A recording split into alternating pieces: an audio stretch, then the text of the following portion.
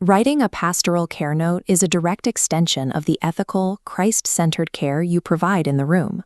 When you sit with someone carrying trauma, addiction, or grief, the spiritual support you offer requires precision in how it is recorded. The primary risk in this process is a subtle error called clinical role drift. This happens when a ministry worker provides biblical care but documents the session using psychological terminology borrowed from licensed healthcare. Wisconsin state laws restrict the practice of psychotherapy. If your documentation says you rendered a diagnosis, provided treatment, or delivered therapy without a license, the written record implies unauthorized medical care. To prevent this, we are going to walk through how to write a complete, legally safe SOAP note that stays strictly within the ministry's scope of care.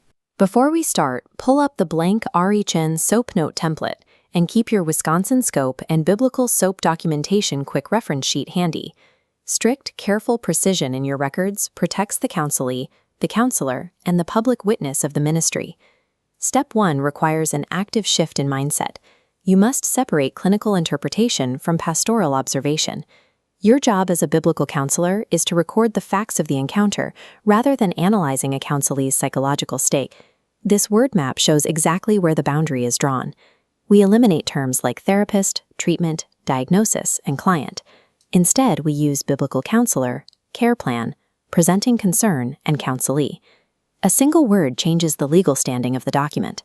The word treatment signals to an auditor or a court that a regulated healthcare intervention took place. If the session was pastoral, the record must reflect pastoral care. The absolute rule is that a biblical care note must never contain language implying that licensed psychotherapy occurred.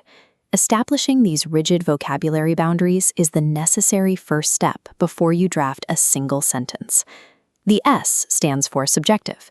This section is the exclusive space for the counselee's voice. We document their reported experiences and requests, typing, "Counselee reported feeling spiritually discouraged and relationally overwhelmed following conflict with a family member." We do not interpret motives or assign a diagnosis to their discouragement. If safety is discussed, you must also document the facts, specifically recording that the counselee denied any current intent to harm themselves or others.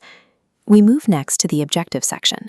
This records the specific, observable actions you took as the counselor during the session. To anchor these actions to your role, use scripture parentheticals. These are verse addresses that validate the biblical logic behind what you did in the room.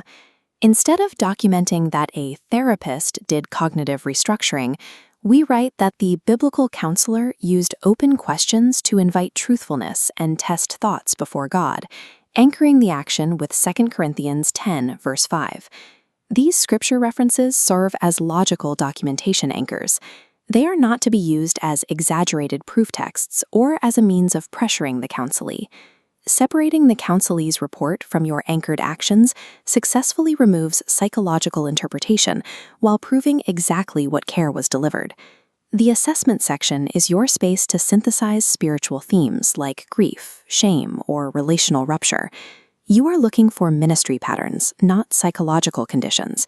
To protect the interaction legally, you must include this mandatory sentence. No diagnostic statement is made in this biblical care note.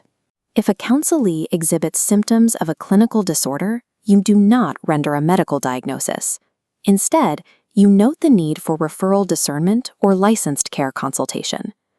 The plan section outlines concrete, observable follow-up actions.